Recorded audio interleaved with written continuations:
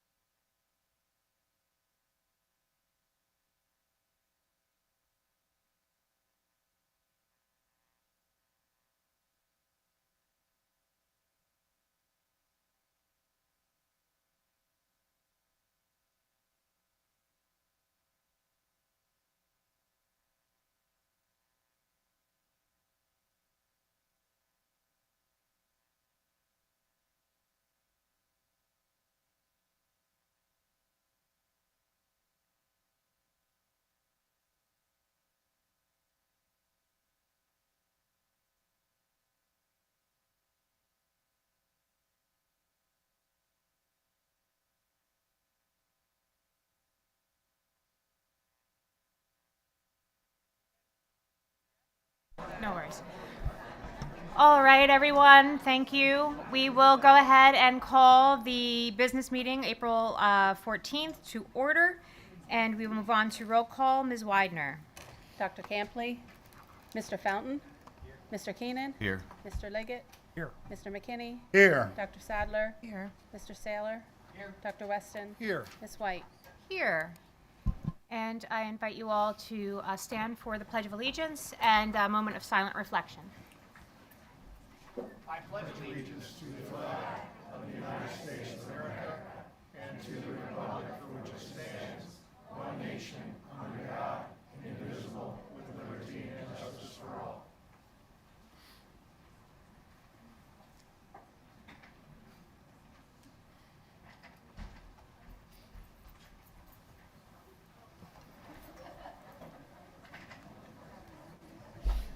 Dr. Weston, would you mind reading the mission statement?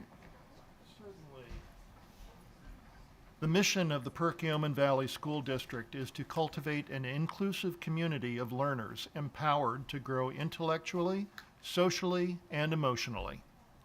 Thank you so much. 1.06, approval of the agenda as presented. Is there a motion? So moved. Is there a second? Motion and a second. All in favor? Aye. Against? Motion carries. 1.07, approval of the minutes. Is there a motion to approve the minutes for March 10th and April 7th? So moved. A motion, is there a second? A motion and a second. Any comments or questions? Seeing none, all in favor? Aye. Against? Motion carries. And with that, we move on to 1.08. In the spring, we are very, very lucky to have very many exciting and student-centered recognitions, and we have, I think, our entire district music department here represented, which is really, really exciting. So with that, I will turn it over to Mr. McKinney and Dr. Russell. Thank you.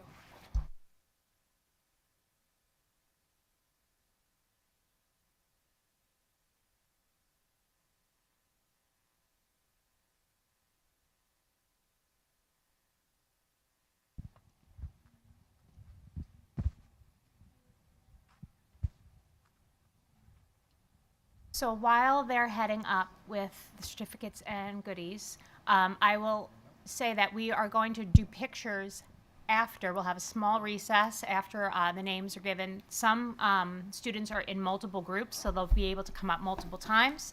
And then we'll do the photos out in the lobby. Thank you, Ms. White, and welcome to everyone that is here this evening. March was Youth Art Month and Music in Our Schools Month, and last month, as part of our board's recognition, we recognized student artists, and there were artists, certain students that presented particular pieces to our Board of School Directors, and that was very nice. We're following up with music in our schools. So thank you to all of you in advance of recognizing your child for coming out this evening. Thank you also to those here that helped put out some more chairs, and I regret that we didn't have enough chairs for everyone. So, Mr. McKinney and I are proud to celebrate the incredible music achievements of our students. Throughout the school year, students are selected or they're invited to participate in a wide range of ensembles and honor groups, thanks to their exceptional talent and dedication. And that doesn't come with a lot of hard work and rehearsing. Tonight, we're recognizing more than 90 students, many with multiple accomplishments. You'll hear their names more than once. There are 12 different music groups that we will recognize this evening, and some students will be recognized in more than one of those 12 groups. To begin, I'd like to highlight a very special group, and that would be our PV School District music staff.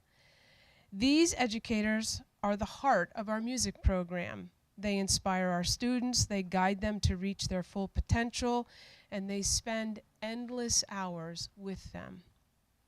I commend their passion, their commitment, and their tireless effort. Our outstanding music staff includes, if I could ask each of them, a lot of them are over here on the side, to step forward or come and get a cookie. That would be great. The cookies are often the big hit, so I don't know that you want to miss out. We begin with one of our department chairs, Mrs. Deb Chrisman.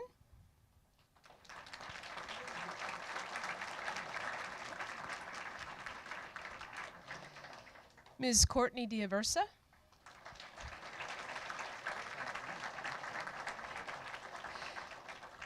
Mr. Paul Dorenzo.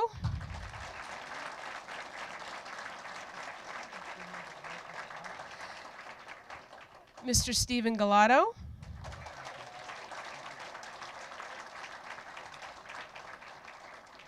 Mr. Noah Mallitz.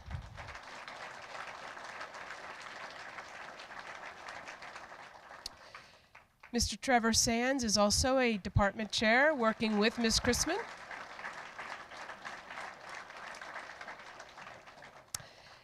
Mrs. Erin Maximilian.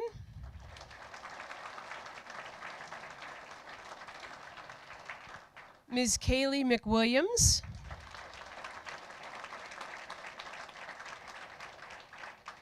Mr. Dave Overholtzer.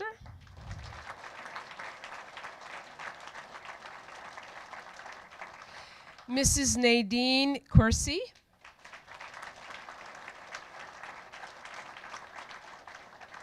Mrs. Valerie Smith Gonzalez.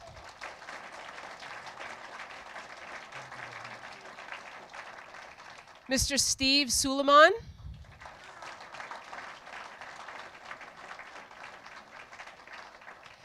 Mrs. Kathy Yeagle.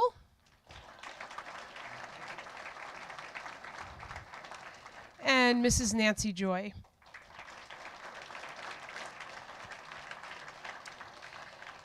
Each of the individuals that we just called out as part of our staff serve specific buildings, some more than one building. Some deliver primarily vocal instruction, some deliver both vocal and instrumental, and some just instrumental. I appreciate all of them being recognized this evening. You'll hear some of their names again as they are connected to some of the specific groups we'll recognize. So, the first group we recognize is Intercounty Band. The following 7th, 8th, and 9th grade students were nominated by their teachers to perform with top musicians from Berks, Chester, and Montgomery counties.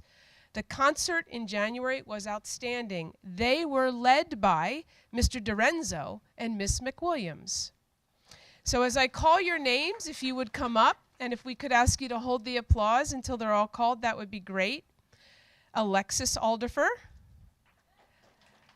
Claire Alvare, Colin Arnold, Dylan Campbell, Dylan Chomo, Lucas Croy, Elizabeth Deacle, Gazelle DeToito, Theodora Enters, Harrison Irvin, Ava Felty, Madeline Hawkins, Alexis Young, Rashab Prem, Jackson Sconier, Joshua Stebner, Avi White, Emma Witt. Congratulations.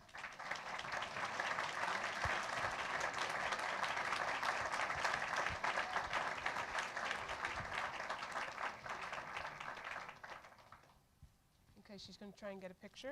If you want to stand a little bit closer, that would be okay. Congratulations to all of you, and thank you for coming out.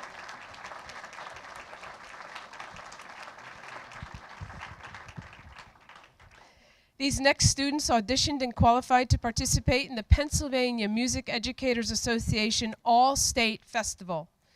Under the leadership of Mr. Overholzer, this is a 3-day event that took place at the Kalahari Resort in the Poconos and is made up of the best musicians in all of Pennsylvania.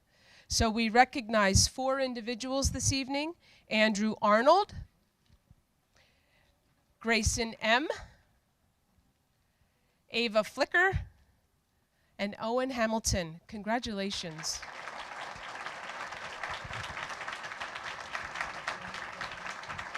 Congratulations. Congratulations. Congratulations. Good to see you. Congratulations. She's going to take a picture. Nice. Congratulations.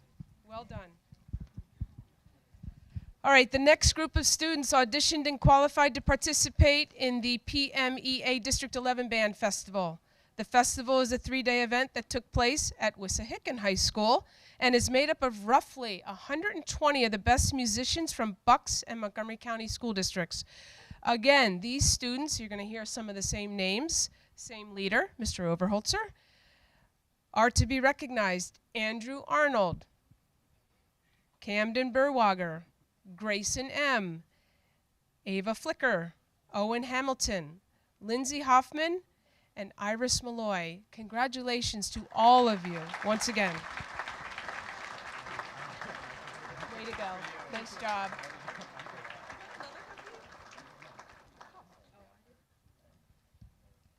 You didn't give a second cookie? No second cookie? Congratulations again. We were debating it. We were debating.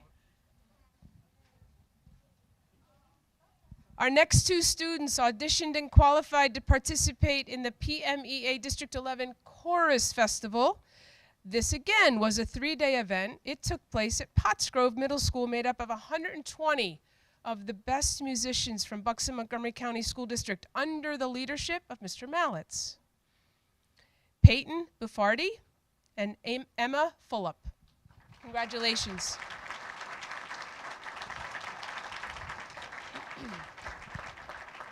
Nice job. Nice job. Nice job.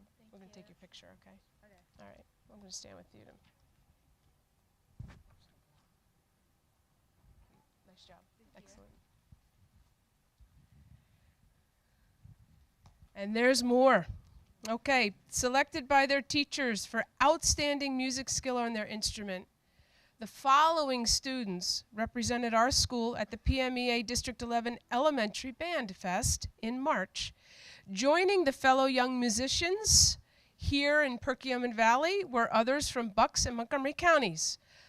They were led by Miss Chrisman, Mr. Dorenzo, and Miss McWilliams.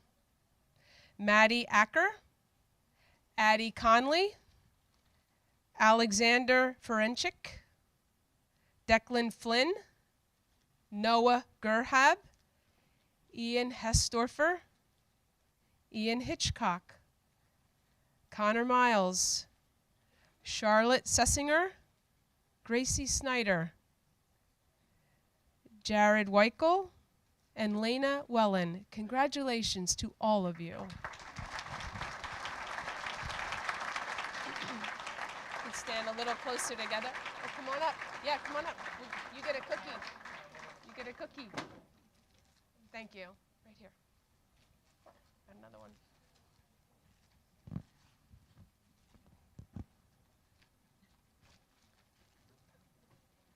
Nicely done. Congratulations.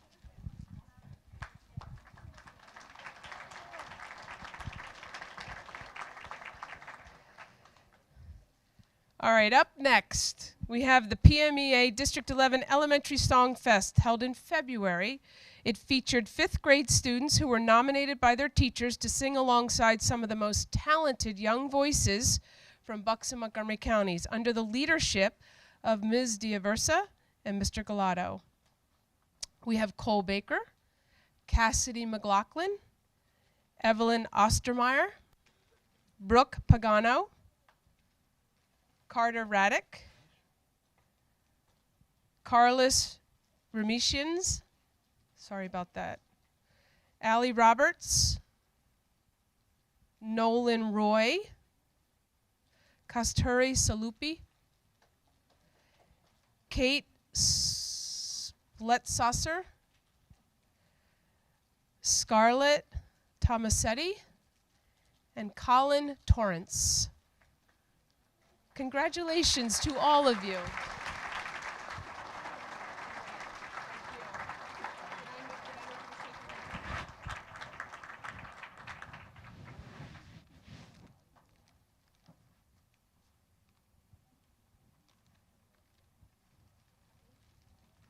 Congratulations. Nicely done.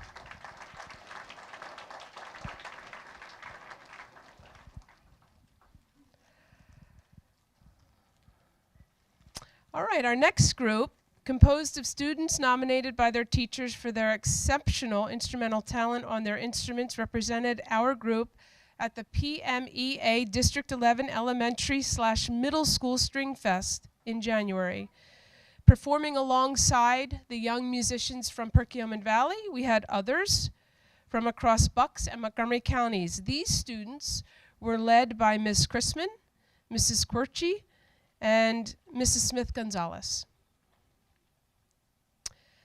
Salma Abu Karada, Colin Arnold, Lincoln Ask, Dylan Betlitskas, Livia Burkholder, Thomas Colvin, Jeremy Cortez, Keaton Zapla, Anna Dominguez, Emily Engelhart, Jenna Floor, Emma Malloy, Bobby Mariani, Timur Marty Suk, Nora McLean, Juliana McCracken, Chelsea Myers,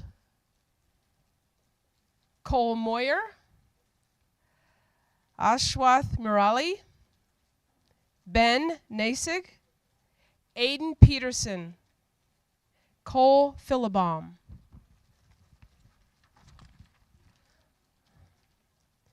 Trevor Floor, Brody Gulick, Alexander Johnson. You can come up and get a cookie. You can come up to the front. Yeah. Emily Joseph, Griffin Keith, Alice Kelly, Isabella Knickerbocker, Chloe Lee, Gabrielle Lewis, Madeline Lee, Magnus Rosario, Sophia Rosello Colon, Tyler Sheeran, Daniel Staziv, Emery Sutton, Ryan Taigi, Arnav Venkatesh, Landon Watts, Karis Youngman. Congratulations to all of you. Way to go. I'm going to stand next to you for the picture.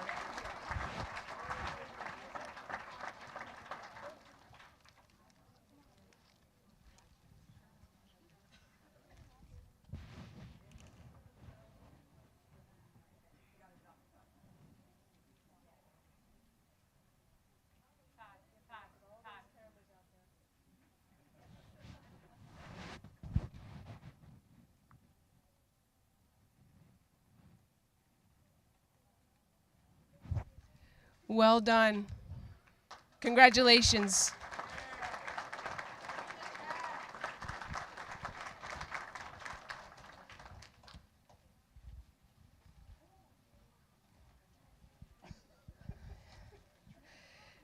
This next group of students auditioned and qualified to participate in the PMEA District 11 Orchestra Festival.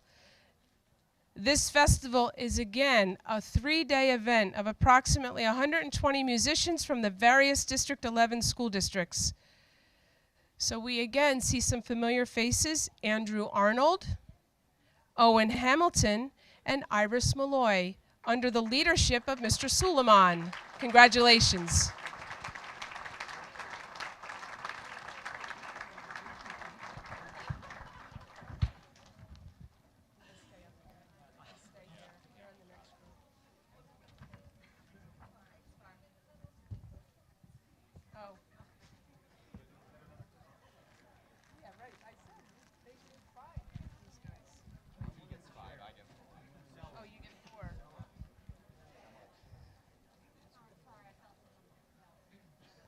So Mr. McKinney didn't give you another cookie?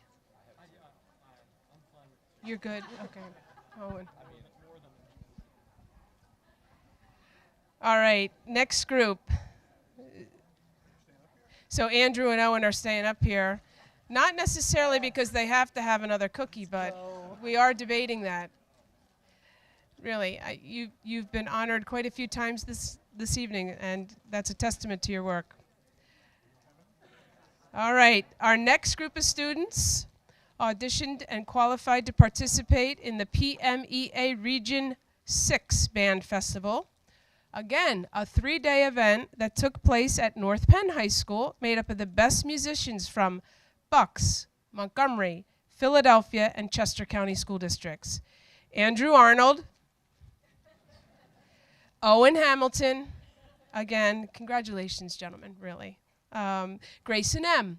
We've seen Grayson before. Ava Flicker. We've seen Ava before.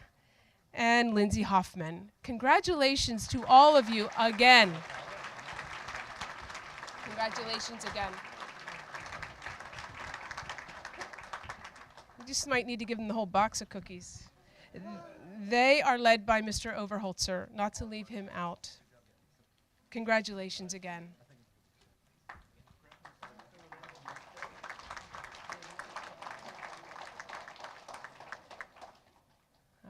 Owen's going to be back up here. All right. Congratulations to Peyton Baffardi, who auditioned and qualified to participate in the PMEA Region 6 Chorus. Peyton auditioned and qualified. Come on up here, Peyton. Second time, another cookie. Peyton auditioned and qualified to participate in, again, a 3-day festival, always 3 days. It's a lot of time that our students commit to these events. It took place at Garnet Valley High School for yours. And the group included musicians from Bucks, Montgomery, Philadelphia, Delaware, and Chester. So a lot of competition, led by Mr. Mallets. Congratulations on your accomplishments.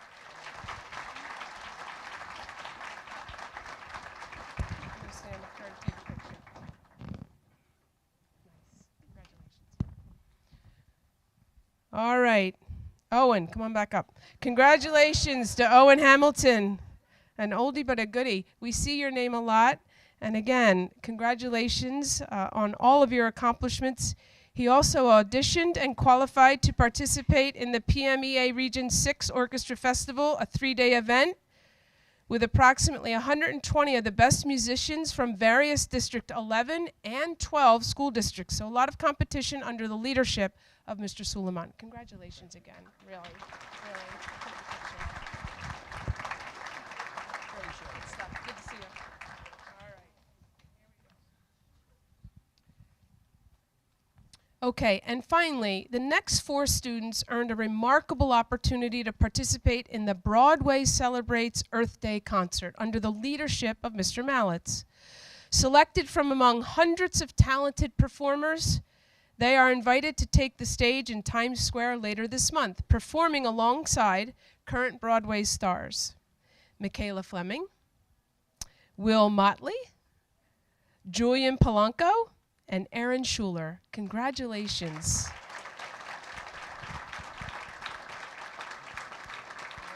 Congratulations.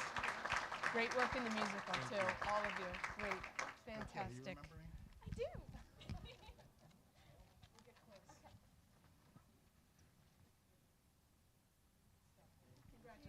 Congratulations to all of our musicians here this evening.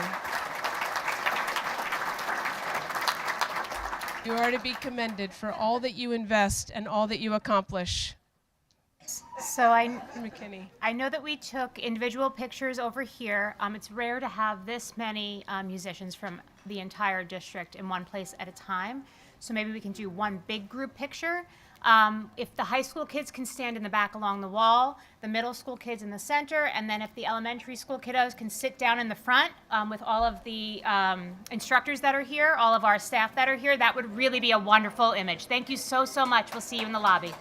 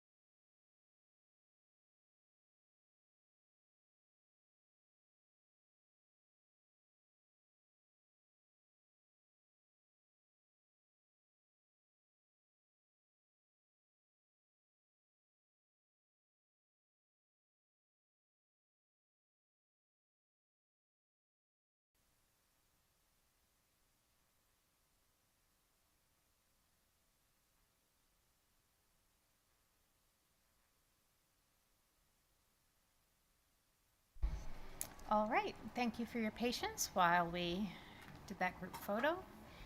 And with that, we will resume and we will move on to section 1.09, comments on any topic. The board provides an opportunity for the public to comment on any topic for a duration of 3 minutes. State your name and municipality. And with that, I open the floor. The first I have is Liz Motley.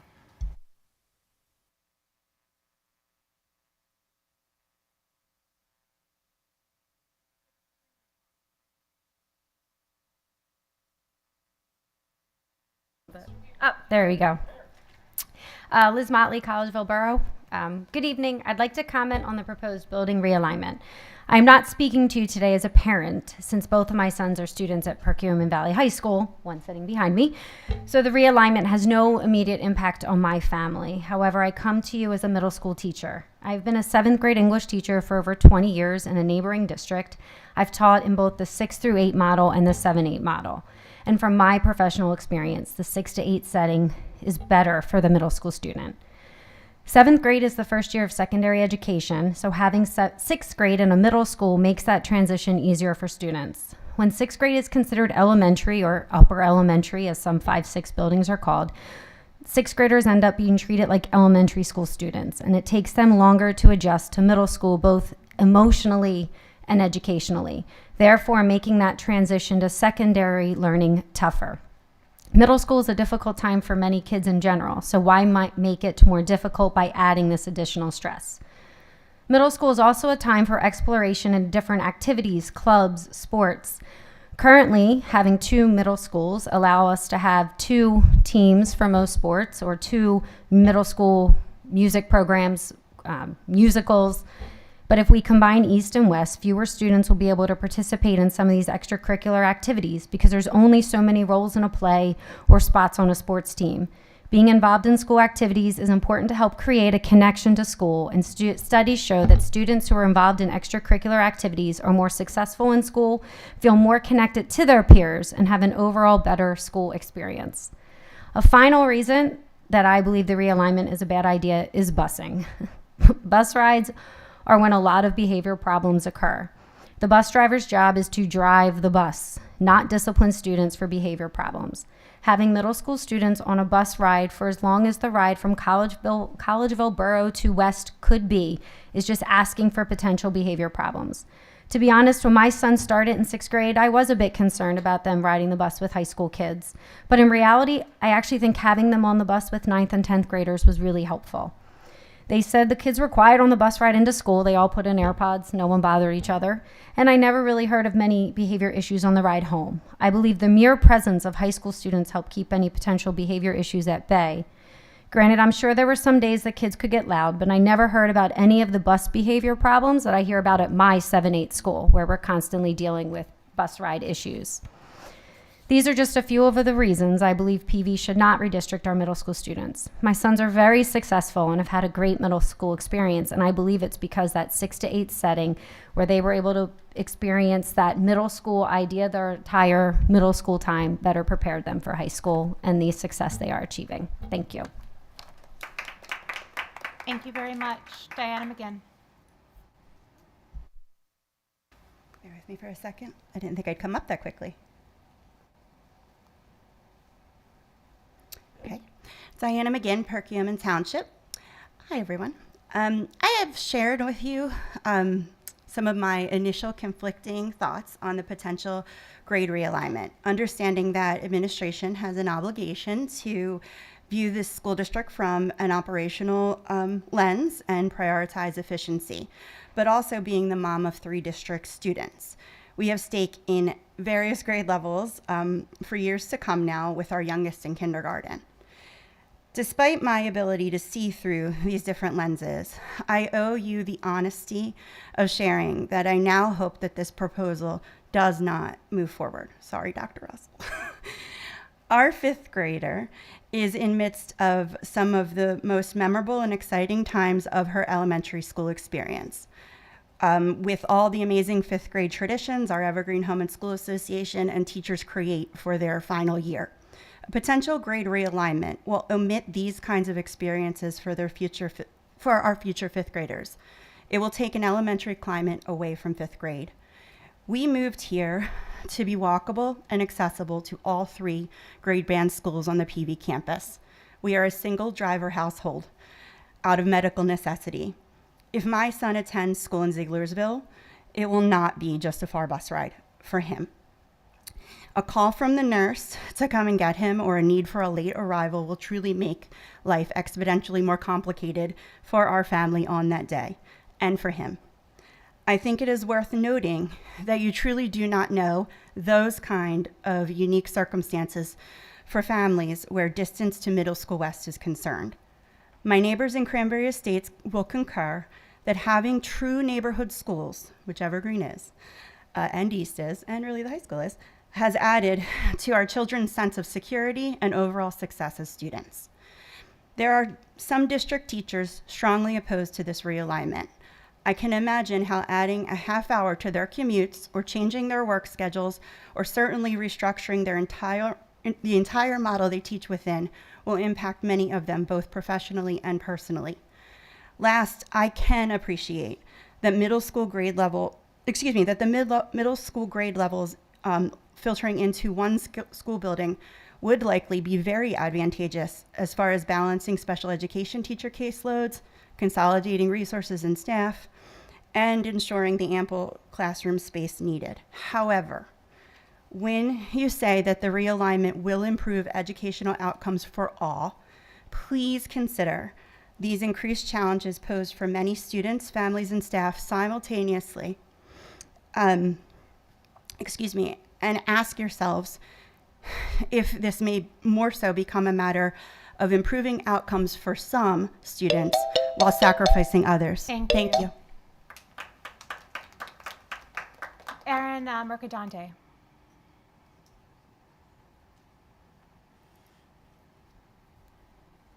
Erin Mercadante, Trap Borough. I find it interesting that one of the second benefits listed was efficiencies to special education, whereas a parent of a special education student, this realignment has made me especially concerned when thinking of special education services. With the realignment, the number of IEPs in each building, 5, 6, and 7, 8, will now be tripling, which means an extremely large student caseload in one setting. How am I supposed to feel comfortable and trust that my child will not become a number in this significantly larger setting and feel his specialized education needs are going to get better and be better met? And then we add the amount of time students will need to adjust to new staff, buildings, expectations every 2 years, and think about the amount of time staff will need to adjust and learn each student's individualized learning style every 2 years. It's impossible for me not to see a negative side effect of this realignment. Using my own child as an example, this year alone, he lost roughly about a half the school year while staff learned how to properly support his learning needs. There was a massive learning regression, unfortunately, during this period, and at no fault of his. And while at the same time, my child was also adjusting to the new environment, the staff, and trying to create familiarity and trust with these staff members. His needs went unmet for a lengthy period of time in a significantly smaller setting. The unfortunate part is there was a lot of work on our ends as parents to ensure his safety and his educational needs were met, which is why I also feel that the negative impact of transitions is actually being under-hyped and under-talked about. Everything that a student will go through to adjust to a new school every 2 years is incredibly difficult to overlook. Things like the increased anxiety, increased stress, possible emotional, social, and educational regressions, the amount of time that somebody like my child will perseverate on the idea of transitioning. Again, we're asking kids to take on this added unnecessary burden to transition frequently and adjust to fit a supposed and hopefully vision to improve their educational experience, when all I've heard and seen to this point points to otherwise. Thank you. Thank you very much. Jill Heist is next.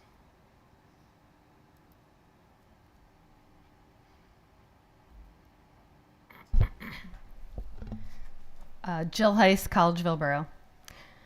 I'm here urging you to vote no to the administration's proposal for realignment. The decision should prioritize the best interests of our children and their education and align to PV's mission. However, it contradicts published research regarding the impact of multiple transitions and will result in our children becoming mere numbers in a larger system. This approach could create additional issues without realizing any tangible benefits for our students. We are different from surrounding schools. Let's keep it that way. It's a good thing. Last week in the superintendent report, Dr. Russell mentioned some topics that I think we need to know more about. One, she mentioned she doesn't want to take opportunities away from kids, but we know there will be less opportunities at a 7-8 center for both athletics and extracurriculars. And what is the plan to address that? Are we going to start busing kids back to West because they have beautiful facilities? The second thing, she said that having all teachers in one building helps with consistency of programming. This is purely a convenience factor for administration and not a reason for change. Are we next going to say, apply that to elementary, and we should actually have all elementary together because that way all teachers will be doing the same thing consistently? Third, she presented a slide that community members raised other options, and she said we're going to explore those. So my question is, as to what level are we exploring those other options? Is this real or is this lip service? Is it truly the case that you're actually going to explore them? Then it is not realistic that any plan should be approved for the 26-27 calendar year implementation. Fourth, Dr. Russell said that the administration is going to receive the Montgomery County Commissioner report on April 22nd, and that we are now waiting for this report to make a decision. Back in February and January, we were told by the administration that waiting for the report would, and I quote, be a courtesy. Why are we now backtracking? Why now is this report so important? Was this report used as an input into the administration's data model when they used it to present that they should close South? And when will the public see the report? Fifth, Dr. Russell mentioned that having a board meeting retreat towards the end of this month would be to really look at the commissioner report and have a deeper discussion on the model. And my question again is, if we go back and say we're going to review in detail what the community members brought up as other options, then why is that meeting important? It wouldn't make sense to do that.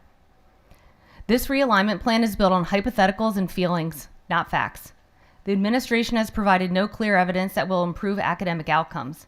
In fact, the data we do have directly contradicts what's being proposed. Decisions that impact every student, parent, and teacher in this district should be grounded in evidence, not assumptions and feelings. Instead, we have wasted and spent significant time and resources chasing a one-sided proposal, time that could have been used to explore real proven solutions. Please do not move forward with this drastic, unproven Very realignment much. plan. Ashley Smith.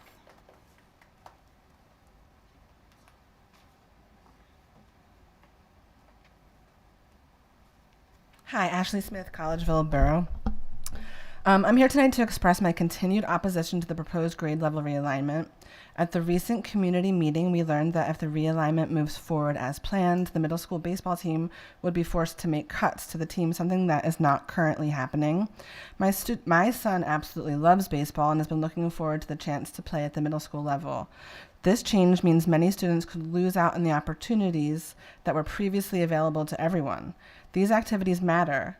They build confidence, connection, and a sense of belonging. Research consistently shows that participation in extracurriculars is linked to higher academic performance, improved social skills, and reduced dropout rates. There's also the issue of distance. We've talked about this quite a lot. We've been told that for our area, Collegeville Borough, the ride could take 45 minutes optimistically. That's a long and exhausting day for 10 and 11-year-olds, and it adds another layer of stress for families already juggling packed schedules.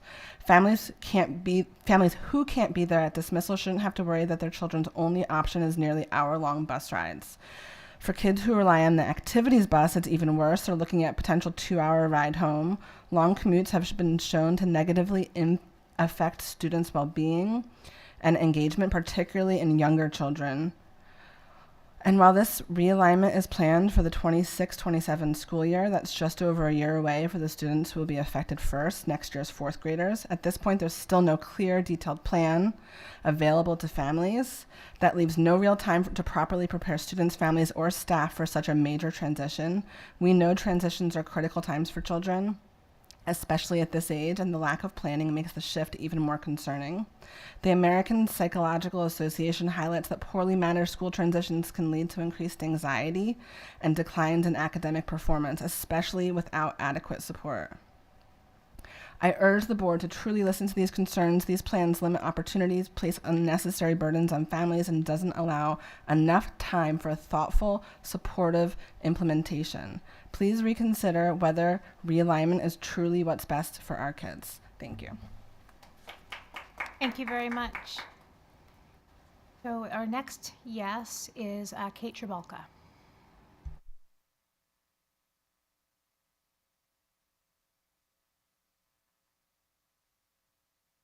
Hi, everybody. Kate Trabalka, Collegeville Borough.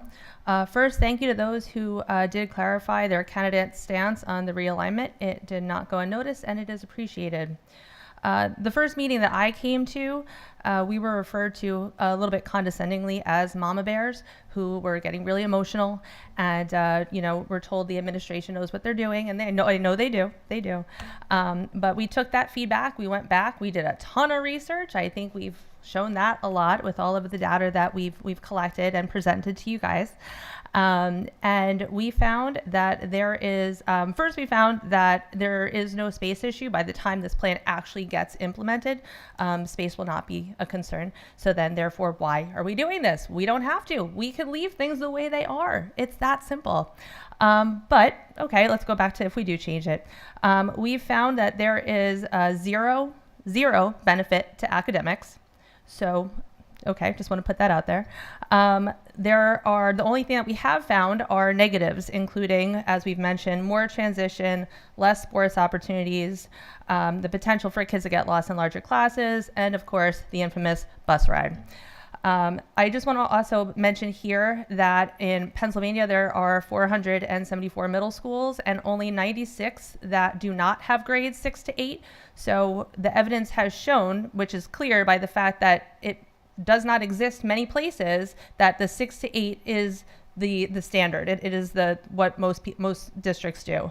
I took a look at the school board mission statement, and it is to cultivate an inclusive community of learners empowered to grow intellectually, socially, and emotionally. I challenge the board members to be able to explain how the realignment plan aligns with this mission. If it doesn't align with this mission, why would you vote for it? I ask you, why? I know that we trust our administration. I know I do. I love the fact that I'm able to be up here right now in front of Dr. Russell, and she is listening to the things that we're saying. I know that you're taking into account. We're getting feedback about that, and that's wonderful. But if the data is not supported and there's no proven benefit to the children, I ask you to ask yourselves, who does benefit from this plan? Who benefits? So please do what's best for the children in this community, not what looks best for the administration. Thank you. Thank you very much. That was the last confirmed speaking commitment. I will open the floor to anyone else. Just please state your name and municipality. Hi, good evening. Alicia Rosas from SkipPack. I was also going to share just a few comments on the middle school realignment. First, none of us were involved in making the decision over 20 years ago to build West where it is on the edge of the district, but even if we were, it might have been the only option that we had at that time anyway. These are complicated issues and require compromise and understanding that not everyone is going to be happy. So I empathize with the challenge that we're facing, and thank you all for working on it. When the issue was first brought up, my initial reaction was that I was glad that there could be an opportunity to have more equity of experience across the district. What I mean by that is that I live towards the very edge of the district on the opposite side of where West is, but I'm within the West division, I guess. It seemed fair to me that that if we had to have a long commute to West, then that could be shared by some other families in the district too. But in looking into it further, the reality is that the difference for us between East and West is actually not significant. West is 8.5 miles away. East is 6 miles away. I Google mapped the distances or the timing across 4 different time periods during the day. Now, this doesn't include bus stops. It just reflects traffic patterns during that time period. And I know that there's been a lot of analysis that's been done on this. But the difference was extremely negligible, from 1 minute to 3 minute difference between that commute to the 2 schools at those times of the day: 7:30, 2:30, 3:30, 5:30. School start times for grades 6 through 12 are also at 7:50. It's all the same. And the high school and the middle school bus stops at our bus stop are within 5 minutes of each other. So my point is, while there are multiple reasons, both pro and con, for this realignment, I just wanted to offer that on the very narrow issue of that commute time on the outer part of Skip-Pack, where I think we are most affected currently in terms of that commute, I was really surprised to see that the commute actually doesn't make much of a difference. So thank you. Thank you very much. Anyone else?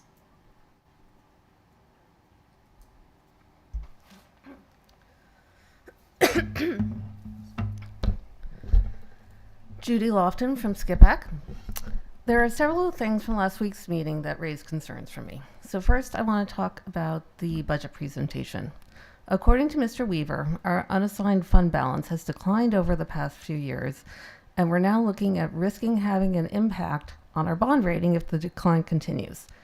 This, combined with the chaos on the federal level and the uncertainty regarding how the rapid and dramatic federal changes will impact the many variables in our budget, calls for caution with our finances. Now, this is an issue for realignment because some of the proposed strategies for ameliorating some of the negative impacts of the proposed realignment cost money. Now, I appreciate all the work that our administration has put into developing some of these strategies. These include having smaller buses to shorten bus time, having a late bus, adding other types of activities that Dr. Russell suggested to address the reduced co-curricular opportunities. But you cannot promise that these strategies will remain in place in future years. During periods of past budget tightening in the district, these were exactly the types of things that were eliminated. For 3 of my 4 children who went to West, no late bus was available. Some of the after-school activities that were initially in place for my oldest for 6th grade weren't available for my younger three children. Transportation was squeezed to the point that there were multiple times where my son came home and told me that he had to sit on the floor of the bus coming home from West because there wasn't enough room on the bus. Now, when I was on the board, we worked to try to improve things for students, but you cannot promise that all these approaches that you're suggesting to help are actually going to always be there for students in the future. So also last week, Dr. Russell proposed discussing the Planning Commission data at a board retreat. Now, board retreats are allowed by sunshine laws as long as there's no deliberation, and typically are used for trainings and self-evaluations and activities of that nature. But the discussion of enrollment projections does not fall into that kind of a category. It's not executive sunshine content, and it's, in fact, data of great public interest. So it should be presented in public. If, as Dr. Russell suggested, there's not going to be any deliberation, then Dr. Russell can just make a podcast about her opinions about the data and share that out. But if the board wants to be having conversation about the data, then I call on you to be transparent and talk about it publicly. And if the analysis of that data suggests that the issues will continue, then I call upon you to have a facilities committee so that there can be an in-depth analysis of multiple options. Thank you very much. Anyone else?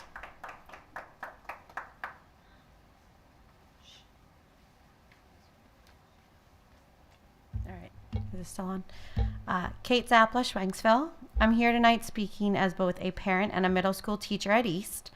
I want to be clear that what I'm about to say reflects my own thoughts and observations. I'm not speaking on behalf of any other teachers or groups, just sharing my personal perspective based on what I see every day. As a teacher in the middle schools, one of the biggest challenges we face right now is the disconnect between our 2 middle schools. Planning as a department or even as a grade level is incredibly difficult when we rarely get the time to meet together across buildings. Aside from an occasional few hours on a professional development day, we don't get the opportunity to align our work or share what's working well.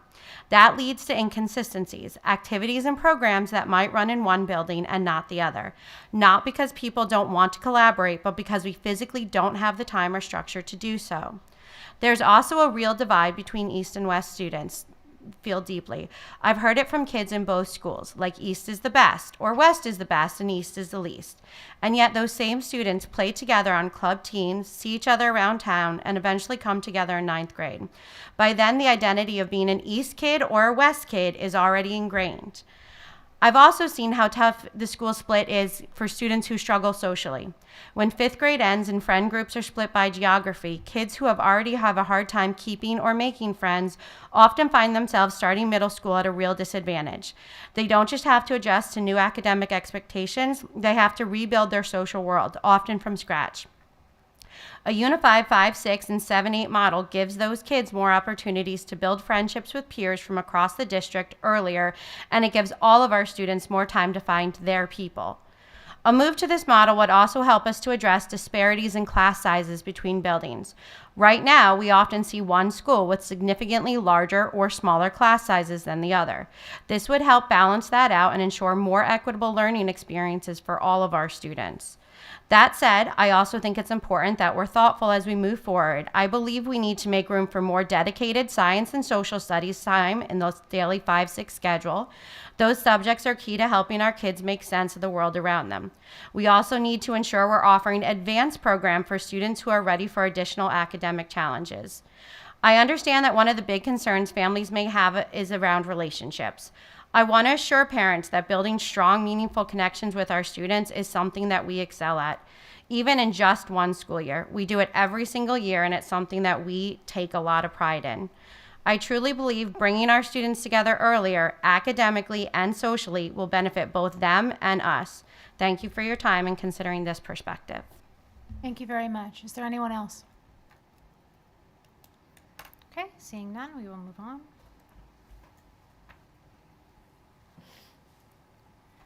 Section 2, reports and presentations, student liaisons report. Good evening, and we hope everybody had a good week and enjoyed the weekend. We'd like to thank everyone involved in hosting the Ron Libbers Track and Field Invitational here at PV, and congratulate Colin Sturges and Ava Flicker for setting meet records in shot put and javelin respectively.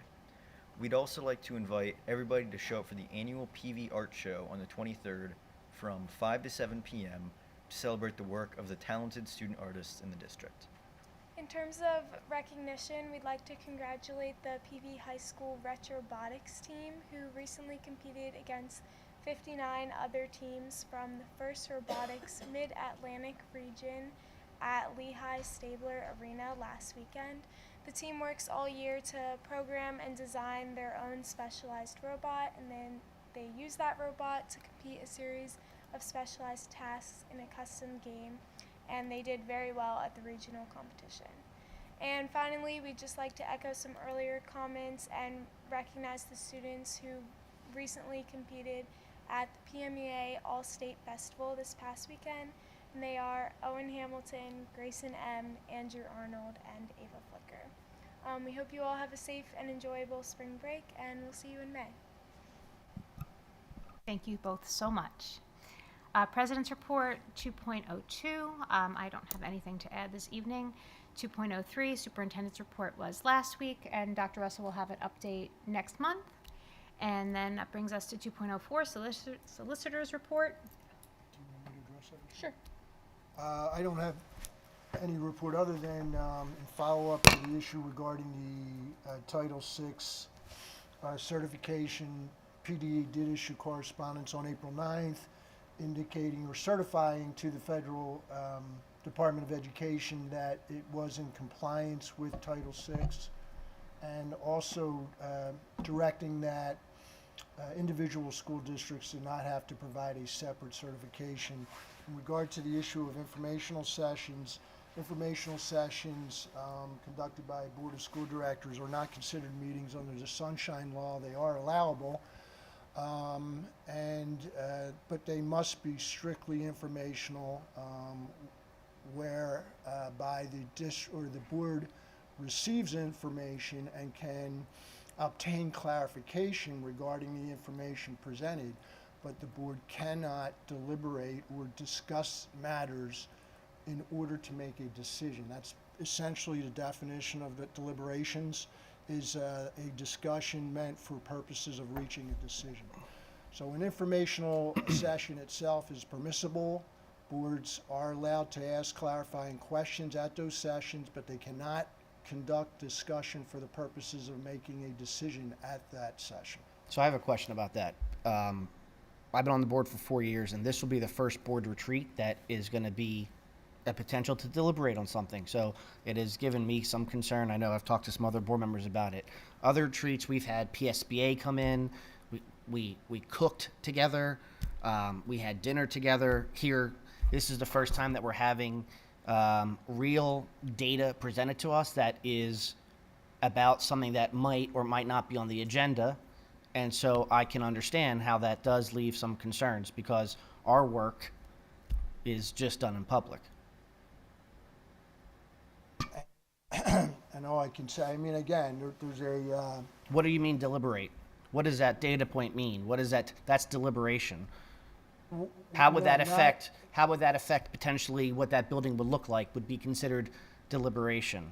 If it was discussed, and I don't know if there's a third-party presenter at this, presenting this information or this data, if it's a engagement between, or presentation of information by that third party, and then the board members asking clarifying questions. No third party. Okay, well then you would really need to be careful about your discussion, and it can only be fact gathering in essence, and it cannot be a discussion for purpose.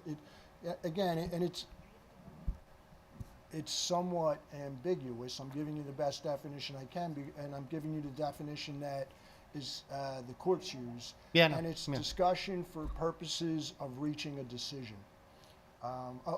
regarding agency business. Yeah. So my intention in asking Dr. Russell to create an opportunity for the board to take in the information that was going to be found in the report that we're waiting for is in addition to the information that was held in the community meetings, the public community meetings. So in my mind, it was going to be receiving information in a setting that allowed the board to see the presentation separate from a board meeting and deliberation, and allow for that information to be received and digested prior to our May meetings, where ultimately a new recommendation may or may not be formulated by administration for presentation to the board. So in receiving the information in our conversation, I didn't see any reason that there would be an issue with ethics of that, because receiving information, again, is permissible in an executive session. If the board... No, this is not, it's not an executive session because it's not an I'm sorry, a executive board session. retreat, I said that. Right. An informational session is really the term that the court used. So I personally did not have issue with that. If the board conclusively feels as though that is a conflict and they are unable to ethically just receive information without deliberation, we can absolutely call a special topic meeting. Does anyone else have an opinion on that? How the board receives information, it's how the information is given to the board. Well, the board information would either come via memo. Yeah. The board is updated via memo. Yeah. Or we would just be sitting in person. It would be no different than that information from the report being handed over to us in the memo. No, I understand. So that's the reason that I didn't think that a retreat would cause any commotion or controversy. So if we would like to have that conversation and that presentation happen in a public forum, I don't have any issue with calling a special meeting. We're going to be here anyway, or the ones that those of us that are available will be here regardless. So whether or not we sit here and see the presentation and it's in public, or we sit in there and receive the information and it's a retreat, it's irrelevant, because the information will be the same, and there will be no intention to have any kind of a deliberation or debate or decision made. There would be no vote. but we can have a special meeting if that would be preferred. Do you have an opinion, Mr. Keenan? Well, I mean, if we were going to have a public meeting, I guess we'd have to open the coffers a little bit, and then there'd be budget impact to that, I suppose. Mr. Leggett? Yeah. As Mr. Subers was saying, that it would almost be incumbent on the board members to be moderating what their questions are in order to engage in that environment without being deliberative. And I think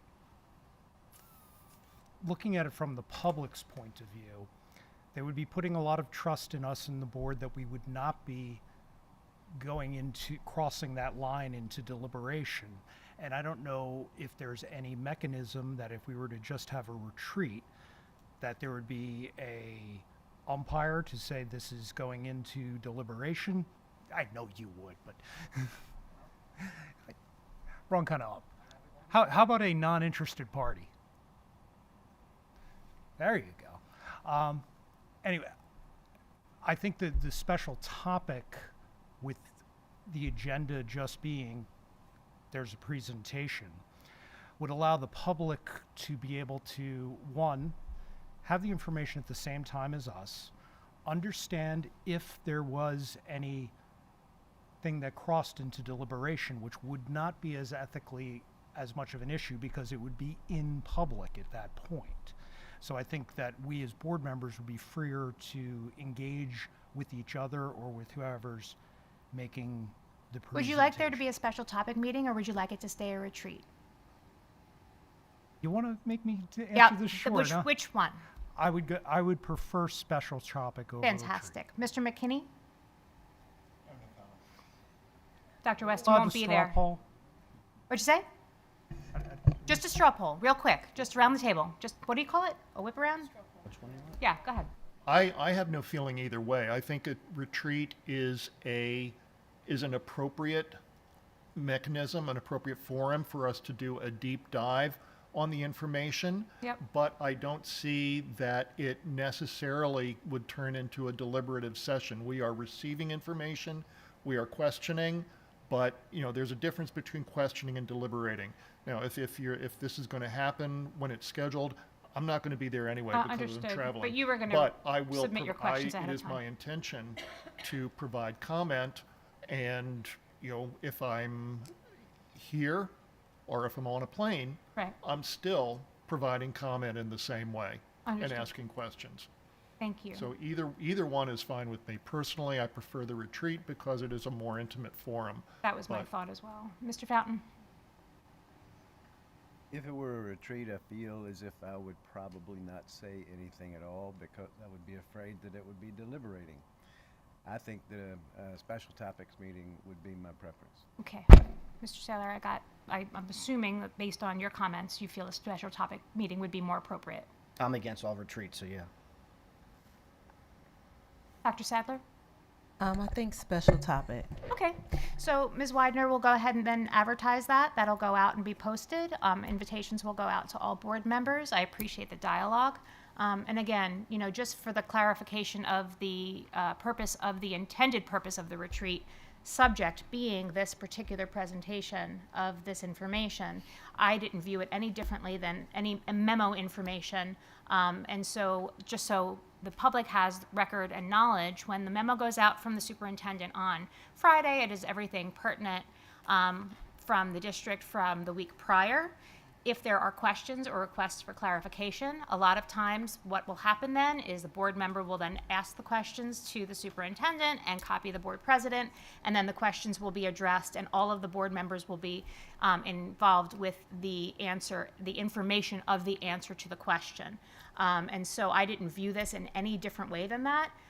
Many times the information in the memos is not public information.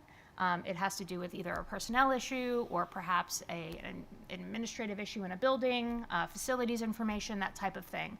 So that is not public debate information. So I kind of assumed that this was of the same vein as a memo item, just it would be in person. So I appreciate the dialogue, and thank you, Ms. Widener. Is there anything on board and district committee reports that anyone would like to add? We have several meetings coming up for the rest of the month. We have a safety and operations meeting on April 24th. That will be at 6 p.m. That evening, there is a high school concert immediately following at 7, so we'll try to keep things pretty tight so that those that can get to the concert will. April 17th, we have, we've moved that meeting.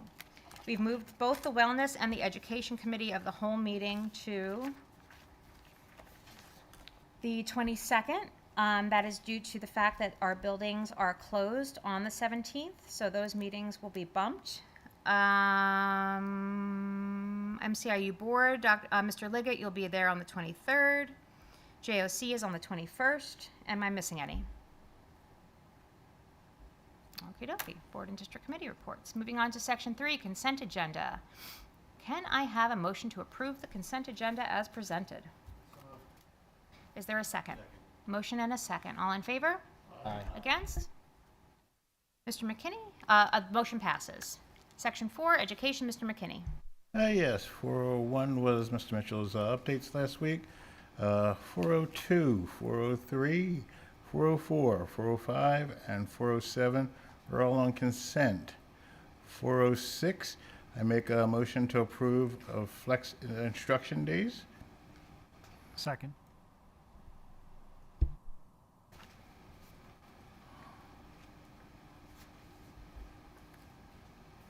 Motion and a second. Sorry, a motion and a second. Are there any comments or questions? Just like to reiterate my comment. I do not think flexible instruction days replace in-school learning.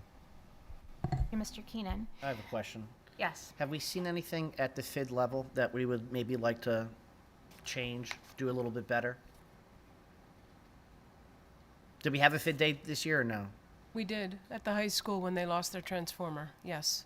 So they had asynchronous instruction. Yeah, but none during the winter. No. So nothing really to look at and to say we might want to do this better. No. Okay. And the high school days that are scheduled during Keystones are asynchronous also. Yeah.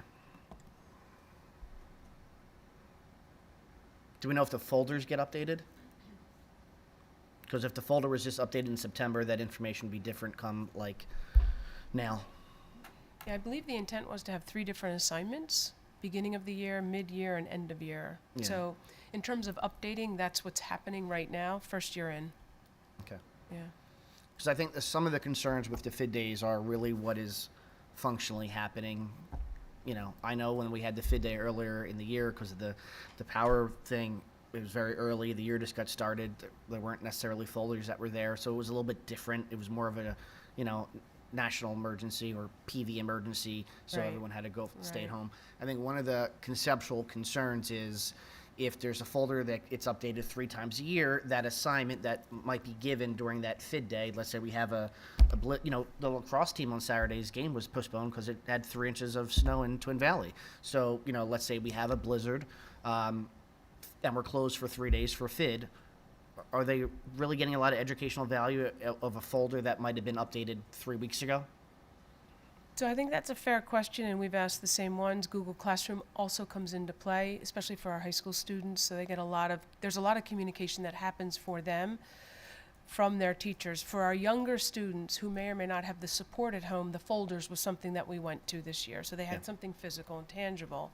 But you're right, it can limit us to what students are assigned to do or have in front of them to access to do. Yeah. I can't speak for Mr. Keenan, but we're a little bit the same in the thought process. It used to be X amount of days were needed in the school day. Now the state's kind of gone away with that, and we have these FID days that may or may not have really core educational value to them. It's just, if we're going to have these days, it seems like there's 5 votes to pass it.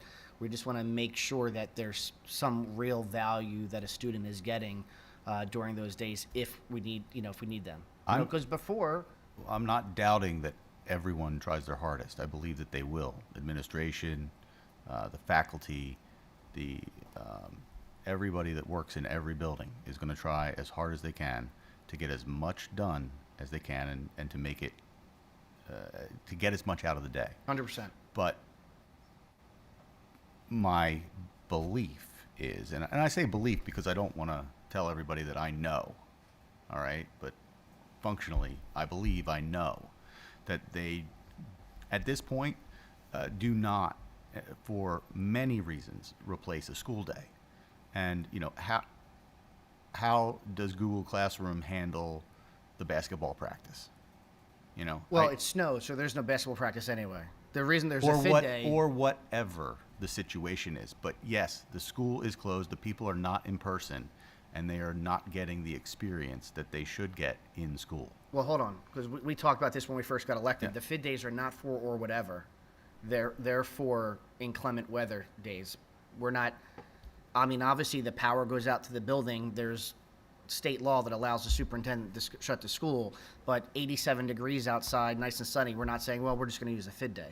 No. It has to be something pushing the kids out of the school or preventing them from getting to the school. It could be a weather, it could be some other natural emergency or man-made emergency. The fire in Canada. The nuclear power plant. Gosh forbid, we're all gone then, so. So,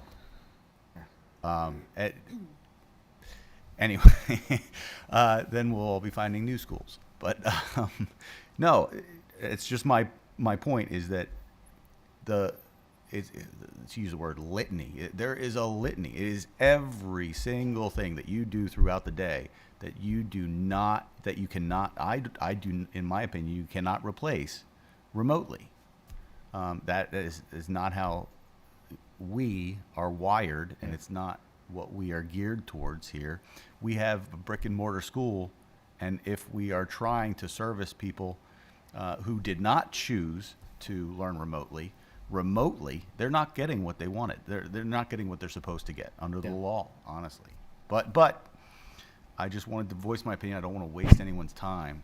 I understand the draw, you know, and I'm not criticizing that either. It's also part of our desire to get things done and to get things done in a sufficiently good manner. But for me, it's not a sufficiently good manner to justify it. I get you. Yeah. I appreciate your point of view, and I don't believe that the motion specifically, but FID days are not intended to be an equivalent of a day in school. It'd be nice if they were. I think as much and as close as possible that they could be would be a wonderful thing. The FID day is just, in my opinion, another tool in the toolbox for how to deliver education to our children. It's 3 days that we have an option to use. And I think that if we were to vote against this, we're actually tying our own hands for no reason. I think that having this tool available is just, it's to me a common sense measure. 5 days. Sure. It's 5 days, not 3. Agreed, yes. Sorry, my bad. But we do have the 3 built. I was focused on the 3 weather days, but that's in. built into the schedule. Correct. That That's gets built into the schedule. Get you to the 180. But now, if we have the FID days, we're reducing that 180 or 190, whatever that number is, down 5 days, Correct. or 2 or 3. And I think FID days work as a complement to that.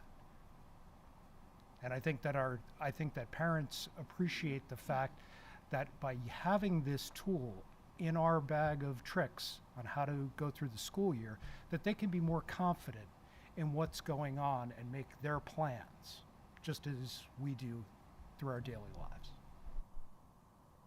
Quick question.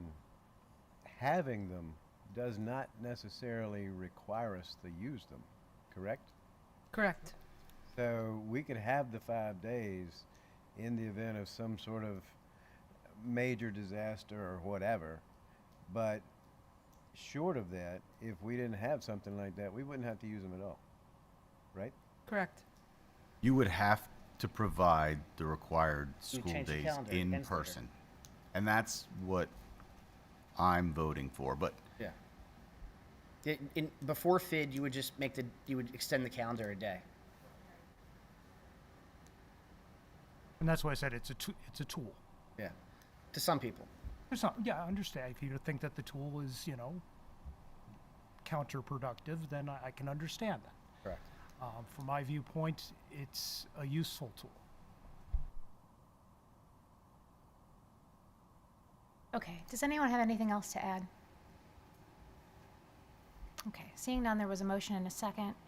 I will ask for a vote. All in favor? Aye. Against? No. No.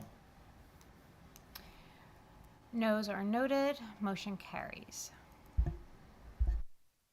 And 408 is the enrollment report.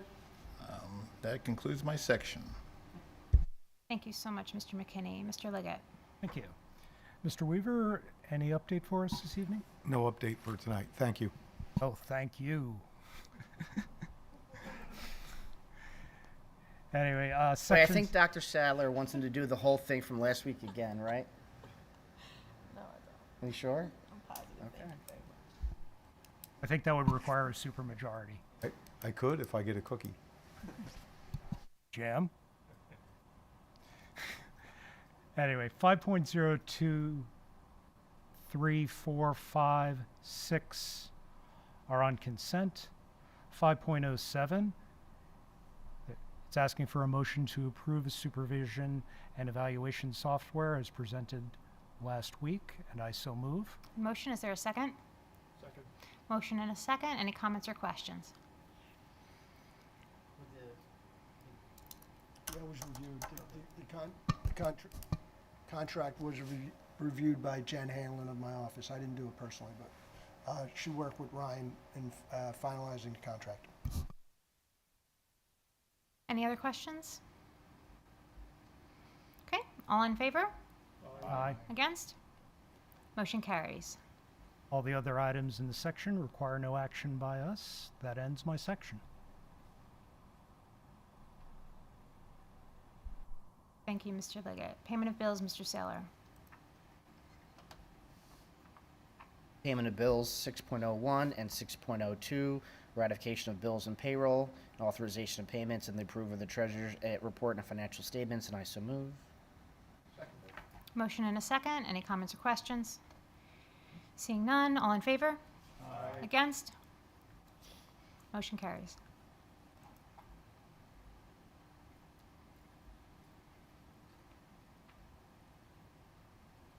You all set?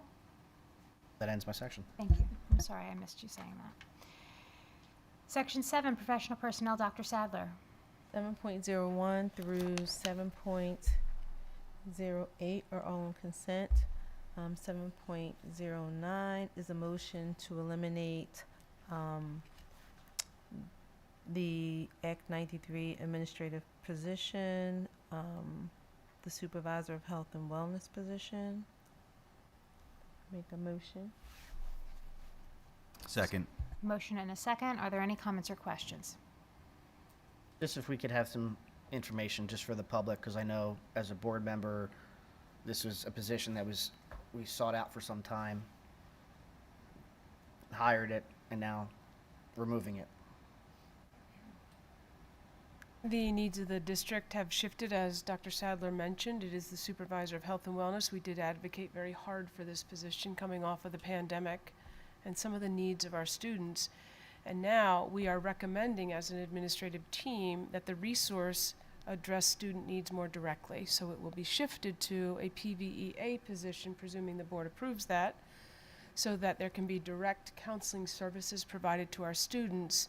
The leadership responsibilities will be reallocated. They'll be reallocated to other Act 93 bargaining unit members. Correct. As appropriate, and would still take place, the work will still take place in committees of those Act 93 supervisors. That is correct. Okay, just so it's clear, very clear, that we're not eliminating the need for the work of the position, but the actual personnel we are going to put in a student-facing position, as opposed to an administrative position. Right. Okay, just to make sure that everybody's on the same page with that, and that it's clear. That ends my section. We didn't Any vote other on comments? it. Yeah, we didn't vote. I got it. Any other questions or comments? Okay, seeing none, all in favor? Aye. Against? Okay, motion carries.